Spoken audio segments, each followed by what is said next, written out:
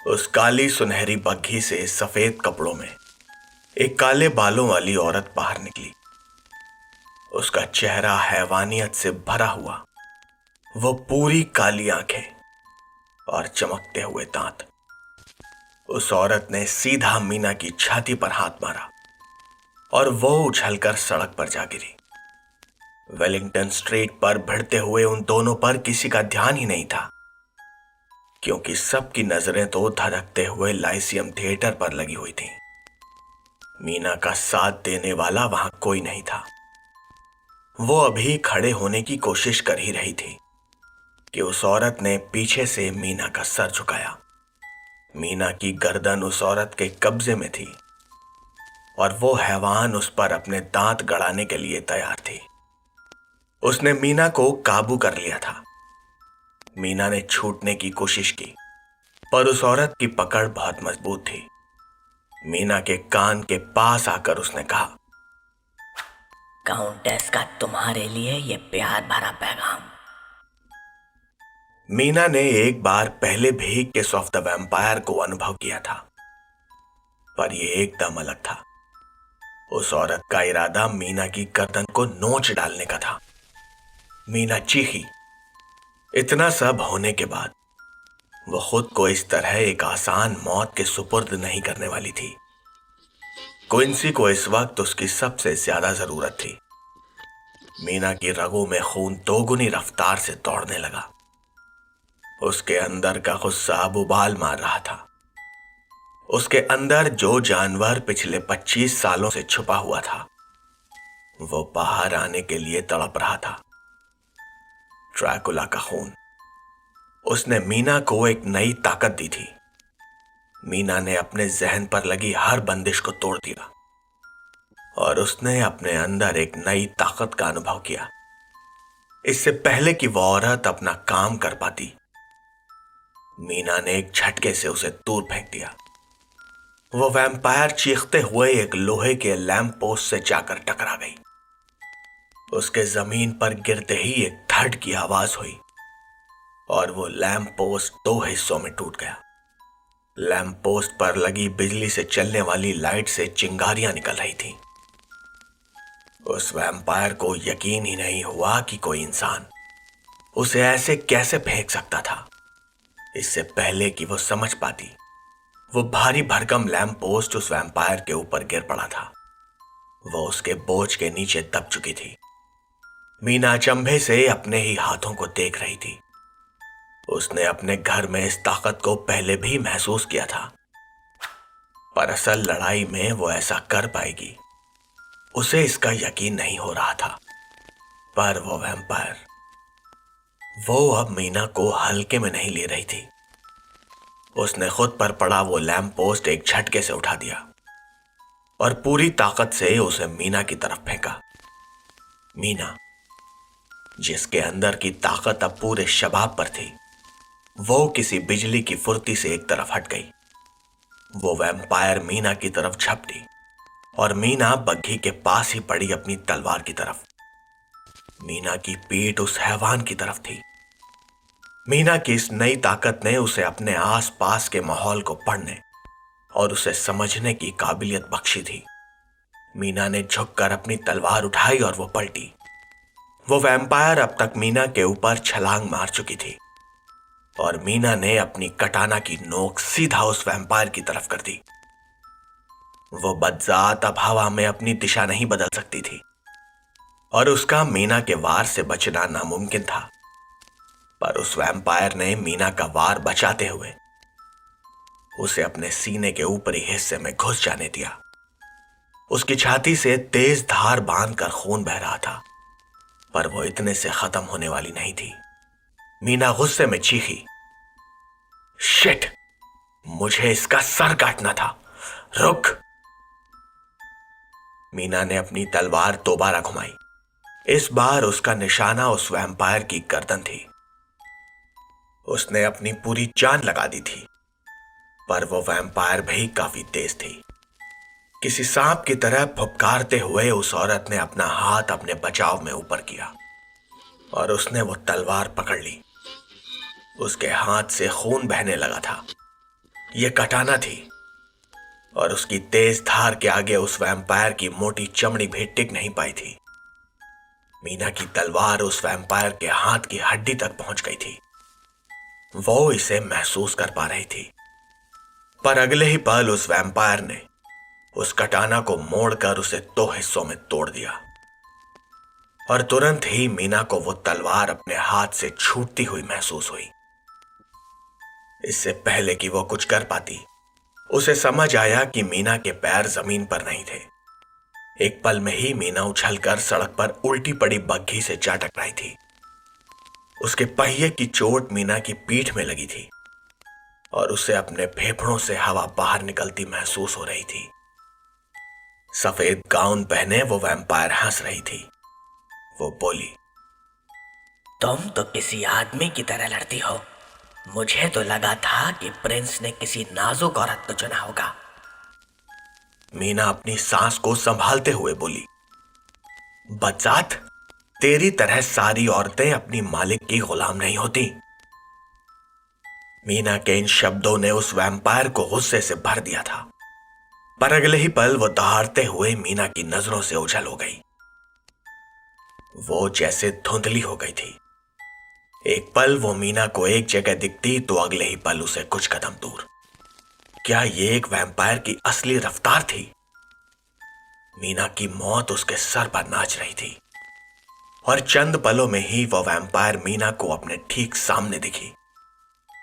उसे अपना शिकार मिल गया था, पर अब मीना के मन में ड्रैकुला की छवि उभरने लगी थी। वो छवि इतनी साफ थी कि मीना उसके चेहरे के भाव भी पढ़ पा रही थी। ड्रैकुला के चेहरे पर चिंता थी। वो शायद मीना को मरने देना नहीं चाहता था। मीना कुछ समझ पाती इससे पहले ही उसे काउंट की आवाज सुनाई दी, हटो अबे। मीना का अपने शरीर पर से काबू छूट चुका था। उसके शरीर में मौजूद ड्रैकुला का खून शायद अब अपने मालिक का हुक्म बजा रहा था। अपने आप ही मीना का हाथ पास ही पड़ी आर्थर की टूटी हुई छड़ी पर चला गया। उसने किसी कुशल भालामार सैनिक की तरह उस छड़ी को कसकर पकड़ लिया। वो वैम्पायर जरूरत से ज्यादा तेजी से मीना की तरफ बढ़ रही थी, इतनी तेजी से कि वो खुद ही उस छड़ी की नोक के आर पार हो चुकी थी और उसका ठंडा गाढ़ा खून मीना के चेहरे पर फैल गया था। मीना की रीढ़ की हड्डी में एक सिहरन सी दौड़ गई और उस वैम्पायर की जीत की दहाड़ अब मौत की चीख में बदल गई। उस वैम्पायर की आंखें मीना को आश्चर्य से घूर रही थीं। उसे यकीन ही नहीं हो रहा था कि एक मामूली इंसान ने उसे मौत के दरवाजे पर लाकर खड़ा कर दिया था। उसके मुंह से निकला, कैसे? तुम्हारी मिस्ट्रेस ने मुझे ड्रैकुला की रखैल कहा था। उसने तुम्हें बताया नहीं क्या? मीना ने उस औरत को सर से पकड़कर उछाल दिया। वो पास की ही एक इमारत से जाकर टकराई। उस इमारत की दीवार उस वैम्पायर के टकराने से धंस गई थी। वो औरत जमीन पर पड़ी थी और उसका चेहरा वापस अपने इंसानी रूप में आ चुका था। ड्रैकुला ने आज मीना को बचा लिया था, पर उसके पति का हत्यारा भी तो वही था। मीना को समझ नहीं आ रहा था कि वो क्या महसूस करे। उसने अपने आसपास देखा तो आर्थर का वो गाड़ीवान मर चुका था। मीना सोच रही थी कि क्या उन वैम्पायर्स की तरह वो भी एक हत्यारी बन चुकी है। वेलिंगटन स्ट्रीट पर बजती घंटियों और शोर शराबे में मीना के ख्यालों का क्रम बीच में ही टूट चुका था। उसने बग्घी में बंधे एक घोड़े को खोला। उसके पास अब दुनिया वालों और उनकी बातों के बारे में सोचने का वक्त नहीं था। उसने अपनी स्कर्ट ऊपर की और उछलकर उस घोड़े पर बैठ गई। उसने अपनी हील से उस घोड़े को लात मारी और उसका घोड़ा लाइसियम थिएटर की तरफ दौड़ पड़ा। मीना वो घोड़ा इतनी तेजी से दौड़ा रही थी जैसे वो कयामत से बचना चाह रही हो। वो जल्दी ही लाइसियम थिएटर तक पहुंच गई। वहां धधकती उन आग की लपटों को देखकर वो घोड़ा अचानक से रुक गया। कोई और होता तो शायद उछलकर आगे गिर जाता, पर मीना के अंदर की ताकत अब उसके काबू में थी। उसने खुद को संभाला और घोड़े से उतरी। वहां का माहौल देखकर मीना का दिल दहल गया। वो थिएटर की सीढ़ियां चढ़ने का सोच रही थी, पर इसका कोई फायदा नहीं था।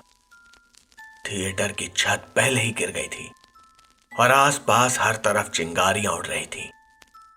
उसने देखा कि आग बुझाने वाले कर्मचारी मिलकर एक चीखते चिल्लाते अकेले आदमी को काबू करने की कोशिश कर रहे थे। मीना चीखी, आर्थर! आर्थर ने उन आदमियों से खुद को छुड़ाया और सीढ़ियों से उतरकर मीना के पास आ गया। उसकी आंखों में आंसू थे। आर्थर ने अपना सर हिलाया। उसके चेहरे पर हताशा और हार साफ दिखाई दे रही थी। मीना ने आर्थर के चेहरे पर ये भाव एक बार पहले भी देखे थे। उसका दिल डूब गया। उसने पूछा, क्या हुआ आर्थर? मेरा बेटा कहां है? क्विंसी कहां है? आर्थर आज से पहले कभी किसी चीज से भागा नहीं था, पर आज जब वो मीना के सामने था, वह उससे नजरें नहीं मिला पा रहा था। वो एक भर्राई आवाज में बोला, मीना, मुझे माफ कर दो, क्विंसी जा चुका है। ऐसा कहते हैं कि किसी भी माँ बाप के लिए खुद का अपने बच्चों से ज्यादा जीने से बड़ा दुख कुछ और नहीं हो सकता। उनकी कोई विरासत ना होना। आर्थर ने अब तक कभी इस कहावत को चरितार्थ होते नहीं देखा था, पर आज वो असहाय मीना को ये जीते हुए देख रहा था। वो अपनी जगह पर खड़ी उस थिएटर को बस देखे जा रही थी। उसकी आंखों में जान ही नहीं थी। उसका दिल पत्थर का हो चुका था। आर्थर मीना की तरफ चाहे जितना भी गुस्सा और नफरत रखता था, पर उसने मीना के साथ ऐसा होने की कामना कभी नहीं की थी। वैसे भी वो क्विंसी को थोड़ा थोड़ा पसंद करने लगा था। क्विंसी की तरह वो भी इस उम्र में काफी लापरवाह था। उसे लगता था कि शायद किस्मत क्विंसी पर जॉनथन और जैक से ठीक उलट कुछ तो रहम करेगी। उस थिएटर में अब कुछ भी नहीं बचा था। पुलिस और आग बुझाने वाले भी अब एक तरफ हट चुके थे। आर्थर ने घोड़े की लगाम को हाथ में लिया और मीना को लेकर एक तरफ हट गया। वो मीना को देख रहा था। उसे बार बार लग रहा था कि मीना जैसे अगले ही पल क्विंसी को बचाने के लिए कहीं उस आग में कूद न पड़े। उस भीड़ से एक तरफ हटते हुए आर्थर की एक आंख मीना पर ही थी। वो अभी 10 कदम ही चले थे कि उसने देखा कि मीना पीछे पलट कर देख रही थी और उसके मुंह से निकला, क्विंसी। आर्थर समझ गया था कि मीना पागल हो गई है, पर वो भी पीछे पलटा और उसे अपनी आंखों पर यकीन नहीं हुआ। ये क्विंसी हारकर था। वो आग की लपटों के बीच से लड़खड़ाता हुआ बाहर आ रहा था। उस थिएटर से अब जोर की चरमराने की आवाजें आ रही थी। वो ढांचा गिर रहा था। थिएटर की बाहरी दीवारों पर अब बड़ी बड़ी दरारें पड़ चुकी थी। आर्थर और मीना दोनों ही थिएटर की सीढ़ियों की तरफ दौड़े। क्विंसी पूरा राख में ढका हुआ था और अपने होशो हवास में नहीं था। उसका कोट अब भी जल रहा था। आर्थर ने जल्दी से उसका कोट पकड़ा और उसे अपनी तरफ खींच लिया, पर तभी थिएटर का मलबा सीढ़ियों पर गिर पड़ा। उसने क्विंसी को एक तरफ धक्का दिया और खुद को कुछ कदम पीछे खींच लिया। वो दोनों किसी तरह बच गए थे। उस मलबे की वजह से वहां एक काले धुएं का गुबार सा इकट्ठा हो गया था। मीना ने जल्दी से क्विंसी का कोट उतारकर एक तरफ फेंक दिया और उसे हर तरफ से देखने लगी। वह क्विंसी से पूछ रही थी कि उसे कहीं और चोटें आई हैं क्या। जाहिर है क्विंसी बड़ी मुश्किल से अपनी जान बचाकर आया था और वो कुछ भी बोलने की हालत में नहीं था, पर उसे कोई जवाब देने की जरूरत भी नहीं थी। उसके जिस्म पर कोई चोट नहीं थी। आर्थर अचंभे से अपना सर हिला रहा था। उसने आज असंभव को संभव होते देखा था। उसने दर्जनों युद्धों में भाग लिया था और उन सबके भयानक नतीजों को अपनी आंखों से देखा था। उसने एक से बढ़कर एक बहादुर योद्धाओं के मृत शरीरों का अंतिम संस्कार होता देखा था। पर ये कोई तुक्का नहीं बल्कि एक चमत्कार था। तभी एक डॉक्टर अपने सामान के साथ क्विंसी को देखने के लिए आगे आया। मीना ने कहा, इन्हें क्विंसी को देखने मत देना, आर्थर प्लीज। आर्थर मीना की बात समझ गया था। उसने तुरंत ही उस आदमी को रोक दिया। उसने कहा, वहीं रुक जाओ, यहां तुम्हारा कोई काम नहीं है। मीना, हमें यहां से तुरंत निकलना होगा। क्विंसी की आंखों में आंसू थे। उसने कहा, वो मर गया, बासाराब मर गया। क्विंसी लड़खड़ाते हुए घुटनों पर बैठ गया। वहां मौजूद सभी लोग क्विंसी को बड़ी बड़ी आंखों से देख रहे थे। आर्थर ने क्विंसी को संभाला और उसे लेकर वहां से जाने लगा। जाहिर है वहां मौजूद कोई भी नहीं समझ पाया कि क्विंसी आखिर उस आग से जिंदा कैसे बच गया। पर आर्थर और मीना इसका कारण अच्छे से जानते थे। मीना की उम्र का ना बढ़ना उसकी रगों में दौड़ते ड्रैकुला के खून की वजह से था, और वही खून क्विंसी की रगों में भी दौड़ रहा था। आर्थर को पहली बार आशा की एक किरण दिखाई दे रही थी। उसे मीना की काउंटेस वाली थ्योरी पर भरोसा नहीं हुआ था। वो अब भी यही मानकर चल रहा था कि ड्रैकुला जिंदा है। चूंकि क्विंसी के अंदर ड्रैकुला का खून था, इसीलिए उसके अंदर जरूर ही उसकी ताकत भी होनी चाहिए थी। आर्थर, क्विंसी और मीना तीनों मिलकर ड्रैकुला का मुकाबला कर सकते थे, और इस लड़ाई में क्विंसी एक काबिल हथियार साबित हो सकता था। इस आग की खबर से कॉटफोर्ड पहले ही गुस्से में था। वाटरलू फायर स्टेशन तो पहले ही बंद हो गया था, और स्कॉटलैंड फायर हॉल के ऊपर बहुत ही ज्यादा दबाव था। कॉटफोर्ड अपनी बग्घी में था और उसका गाड़ीवान बार बार वहां से गुजरती आग बुझाने वाली गाड़ियों को रास्ता देने के लिए बग्घी को रोक रहा था। इतनी सारी गाड़ियों और अफरा तफरी को देखकर कॉटफोर्ड भी हैरान था, क्योंकि इस तरह की आग शायद लंदन में इससे पहले कभी नहीं लगी थी। उसे भी लाइसियम थिएटर पहुंचना था, पर उसके साथ काफी पुलिस वाले थे, और इतने सारे लोगों का इस वक्त किसी भी मुख्य सड़क से वहां पहुंचना मुमकिन नहीं था। कॉटफोर्ड परेशान था कि कहीं जैक द रिपर को पकड़ने का उसका सपना ही ना रह जाए।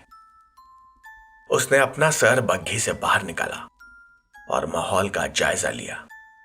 उसके पीछे आती बाकी पुलिस की बग्घियां भी रुक गई थीं। वो सड़क पर लगी भीड़ को हटाने के लिए चिल्लाने लगा, हटो यहां से, ये पुलिस की गाड़ियां हैं, सड़क खाली करो जल्दी। ली भी उसके सुर में सुर मिला रहा था, पर वाटरलू ब्रिज को देखते ही कॉटफोर्ड को अपनी किस्मत पर गुस्सा आ गया। वहां मरम्मत का काम चल रहा था और ब्रिज फिर से बंद था। उसने गाड़ीवान से कहा, जल्दी से दाईं ओर किंग विलियम स्ट्रीट की तरफ मुड़ो, हम सेंट मार्टिन से होते हुए घूम कर जाएंगे, वहां हमें भीड़ नहीं मिलेगी। कॉटफोर्ड झल्लाकर अपनी सीट पर बैठ गया। उसे एक बार फिर से वैसा ही महसूस हो रहा था जैसा 25 साल पहले हुआ था। पिछली बार वो जैक द रिपर उसकी पकड़ से निकल गया था, पर इस बार ऐसा नहीं होगा। पर इस भीड़ और जाम की वजह से उसे अपनी मंजिल तक पहुंचने में कम से कम 20 मिनट की देरी तो हो ही जाती। अगर आज उससे कुछ गलती हो गई तो उसे अपना हिसाब चुकाने का मौका दोबारा नहीं मिलेगा। मीना और आर्थर क्विंसी को लेकर भीड़ को चीरते हुए आगे बढ़ रहे थे। मीना को अपने बेटे की चिंता थी। वो मौत के मुंह से बाहर निकला था, और मीना को समझ ही नहीं आ रहा था कि वो अपनी भावनाएं क्विंसी के सामने कैसे जाहिर करे। क्विंसी ने आर्थर से कहा, ये यहां क्या कर रही है? मुझे लगा मैं आप पर भरोसा कर सकता हूं। मीना का पारा चढ़ गया था। उसने क्विंसी को गिरेबान से पकड़ लिया उसने कहा, मैं अब भी तुम्हारी मां हूं, समझे? और मैं अब भी तुम्हें प्यार करती हूं, इसीलिए अपनी जुबान को जरा लगाम दो। आर्थर ने एक कड़ी आवाज में कहा, हम ये घरेलू झगड़े बाद में भी कर सकते हैं। हमें तुरंत वैन हेल्सिंग को ढूंढना होगा। क्विंसी कुछ कहना चाहता था, पर उसने चुप रहने में ही अपनी भलाई समझी। वैसे भी वहां बहुत भीड़ थी और वेलिंगटन स्ट्रीट, जो कि वहां से 10 कदम की दूरी पर था, उन्हें वहां पहुंचने में भी 10 मिनट लग गए थे। यह ऐसा था जैसे आप धारा से उल्टी दिशा में नाव चलाने की कोशिश कर रहे हों। उनका वो घोड़ा भी इस भीड़ भाड़ और शोर शराबे से थोड़ा बिदक गया था। एक बार तो उसने मीना को लगभग लात ही मार दी थी, पर आर्थर ने उसे काबू कर लिया। वो उत्तर की तरफ बढ़े और क्विंसी आर्थर को सब कुछ बताता चला गया।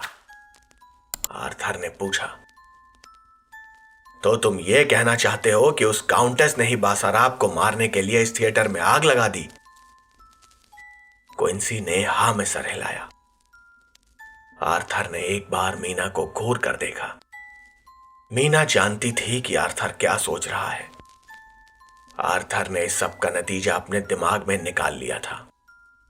काउंटेस बैथोरी, जॉनथन और सीवर्ट की मौत और वैन हेल्सिंग का टेलीग्राम, ये सारी बातें एक ही तरफ इशारा करती हैं कि ड्रैकुला जिंदा था और इंग्लैंड में आ चुका था। एक दूसरी संभावना और थी, जो कि इससे भी खतरनाक थी। वो संभावना ये थी कि ड्रैकुला मीना का राज जानता था और वो अपनी विरासत यानी क्विंसी को लेने आ रहा था, चाहे उसके लिए उसे काउंटेस के साथ मिलकर मीना को खत्म ही क्यों ना करना पड़े। पर मीना को सच्चाई का पता था। उसने वो सब अपनी आंखों से देखा था। क्विंसी ने मीना को कुछ सोचते हुए देखा और आर्थर से पूछा, ये सब क्या चल रहा है? आप लोग क्या सोच रहे हैं? आर्थर ने कहा, ड्रैकुला जिंदा है क्विंसी, और वो लंदन आ। मीना, हर कर आर्थर होमवुड, वहीं रुक जाओ। मीना का ध्यान इस आवाज की तरफ गया। टेविस्टॉक स्ट्रीट की तरफ से 2 पुलिस की बग्घियां उसी तरफ आ रही थी। एक बग्घी से कॉटफोर्ड कूदा और उसके पीछे पीछे सार्जेंट ली भी। ली ने कहा, जरा भी हिलना मत, तुम्हें हमारे साथ पूछताछ के लिए चलना होगा। बाकी बग्घियों से कई पुलिस वाले एक साथ बाहर कूदे और उनकी तरफ बढ़े। ली उनका नेतृत्व कर रहा था। अपनी लंबी चौड़ी कदकाठी की वजह से वो भीड़ को बड़े आराम से एक तरफ हटा रहा था।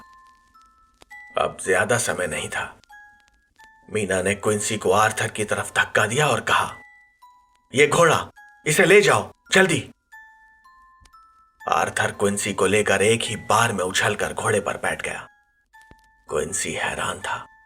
वो बार बार पूछ रहा था कि यह सब आखिर हो क्या रहा है, पर यह सब बताने के लिए किसी के पास वक्त नहीं था। कॉटफोर्ड चिल्लाया, उन्हें रोको, भागने मत देना। आर्थर ने अपनी कमर पर लगी पिस्टल निकाली और हवा में फायर कर दिया। वहां मौजूद भीड़ तुरंत ही छटने लगी। एक पुलिस वाले ने अपनी राइफल आर्थर की तरफ की और निशाना लगाया, पर ली ने पहले ही उसकी राइफल का रुख ऊपर आसमान की तरफ कर दिया। वो चिल्लाया, बेवकूफ, यहां इतनी भीड़ में गोली मत चलाना, तुम किसी निर्दोष को घायल कर दोगे।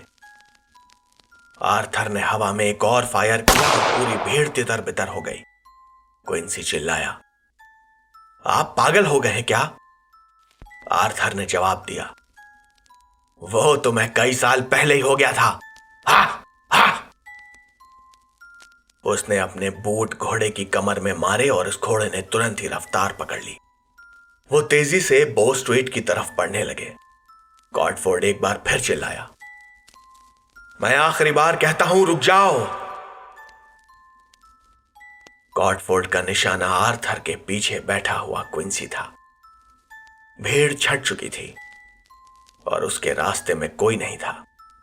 उसकी आंखों को देखकर लग रहा था कि वह गोली चला देगा, पर तभी मीना दौड़ते हुए कॉटफोर्ड के सामने आ गई और उसने खुद को कॉटफोर्ड के निशाने पर ला दिया। गॉडफोर्ड झल्ला गया था। उसने बाकी पुलिस वालों को आर्थर के पीछे जाने को कहा। तो पुलिस वाले पैदल और ली बाकी पुलिस वालों के साथ बग्घी से आर्थर के पीछे जाने लगा। गॉडफोर्ड ने 2 हवलदारों को अपने साथ रोक लिया। उसने कहा, तुम दोनों यहीं रुको। आपका बहुत बहुत शुक्रिया मिसेस हार्कर। मेरे पास अब आपके बेटे की भी पहचान है। तो आप ये बताने की कृपा करेंगी कि वो दोनों कहां जा रहे हैं? मीना ने खुद को संभालते हुए कहा, मुझे इसका जरा भी अंदाजा नहीं है। गॉडफोर्ड का मुंह बन गया। वो मीना पर चिल्लाने ही वाला था कि एक कानों को खड़ा कर देने वाली आवाज ने उसका ध्यान अपनी तरफ खींचा। गॉडफोर्ड के साथ साथ बाकी पुलिस वालों की नजरें भी उस तरफ घूम गईं। एक औरत सड़क पर दौड़ते हुए खून खून चिल्ला रही थी। गॉडफोर्ड और उसके हवलदार मीना को घसीटते हुए उस जगह पर ले गए जहां उनकी बग्घी की दुर्घटना हुई थी। शायद ये एक ऐसी रात थी जिसे लंदन कभी भूलने वाला नहीं था। उस भयानक आग में जलता हुआ वो थिएटर, किसी चमत्कार की तरह उससे बचकर निकला क्विंसी, और सड़क पर पड़ी उस औरत की वो लाश। एक टूटी चलने वाली छड़ी उस औरत की खून से लथपथ छाती से बाहर झांक रही थी। गॉडफोर्ड उसे ध्यान से देखने लगा। उसे अब अपनी जीत का भरोसा हो गया था। वो भीड़ के सामने ही चिल्लाने लगा, जिस चीज से इसका खून किया गया है उस पर होमवुड परिवार का निशान है। उसने मीना का हाथ पकड़ा और उसे अपनी तरफ घुमाकर बोला, क्या तुम मुझे बता सकती हो कि तुम्हारे कपड़ों पर इतना सारा खून कहां से आया? मीना ने कहा, मेरे बेटे को उस जलते हुए थिएटर में काफी चोटें आई थी। हवलदार प्राइस ने उस खून से लथपथ कटाना को उठाकर गॉडफोर्ड को दिखाया और कहा, सर इसे देखिए। गॉडफोर्ड ने मीना को हवलदार मैरो के हवाले किया और उस टूटी हुई कटाना को देखने लगा। उस पर लिखा था, Jonathan Harker, Anglo Japanese alliance. Godford ने कहा, इन खून से सने शब्दों को पढ़ो। क्या बात है, तुमने इस कत्ल के लिए अपने मरहूम पति की तलवार को इस्तेमाल किया, और वो भी जिस पर उसका ही नाम लिखा हुआ है। वाह मैडम मीना। मीना कुछ कहना तो चाहती थी, पर उसके पास इस बार कहने के लिए कुछ नहीं था। ये सारे सबूत उसके खिलाफ थे। गॉडफोर्ड ने मुस्कुराते हुए कहा, आप चिंता ना करें मिसेस हार्कर, इस बार मैं कोई जल्दबाजी नहीं करने वाला।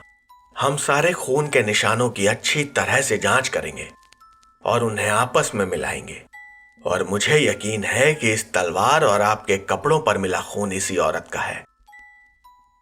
गॉडफोर्ड हवलदार मैरो की तरफ पलटा और उसने कहा, सर्जन को बुलाकर लाओ मैरो। इस बार किसी को कोई शक शुबह नहीं होगा। इस बार सारे सबूतों की निगरानी मैं खुद करूंगा। सुलगते हुए लाइसियम थिएटर के ठीक सामने हरे गुंबद वाली इमारत पर खड़ी थी काउंटेस एलिजाबेथ बैथोरी। वहां से उठ रहे उस धुएं में उसे जलते हुए इंसानी मांस की बदबू पता चल रही थी। उस ऊंचाई से वो इस खेल के हर मोहरे को बड़े ध्यान से देख रही थी। आर्थर होमवुड और उस लड़के ने खुद को बचाने के लिए मीना को कुर्बान कर दिया था। इंस्पेक्टर गॉडफोर्ड ने बैथोरी के छोड़े हुए हर सुराग को बखूबी पकड़ा था, और सारा खेल काउंटेस के हिसाब से ही चल रहा था। वो इंसानों की बेवकूफी के मजे ले रही थी। इन्हें पागल बनाना कितना आसान था। बेवकूफ भगवान की बेवकूफ औलादें। काउंटेस वहां खड़ी खिलखिलाकर हंस रही थी। उससे अपनी हंसी समेटी ही नहीं जा रही थी। वो किसी भी इंसान से कहीं बेहतर थी, और आज रात तक उसका खेला गया ये खेल अपने अंजाम तक पहुंच जाता। जो भी ये खेल हारता, मारा जाता। ये भगवान और इंसान दोनों पर ही उसकी एक और जीत थी। डार्विन का योग्यतम की उत्तरजीविता का सिद्धांत उस पर बिल्कुल सही लागू होता था। और हां, उसने आज बासाराब को भी हरा दिया था। उसने हंसते हुए कहा, गुड बाय माय प्रिंस। ये कहते हुए वो पलटी और अंधेरे में कहीं खो गई। उसे शायद अभी कुछ और जलील कामों को अंजाम देना था।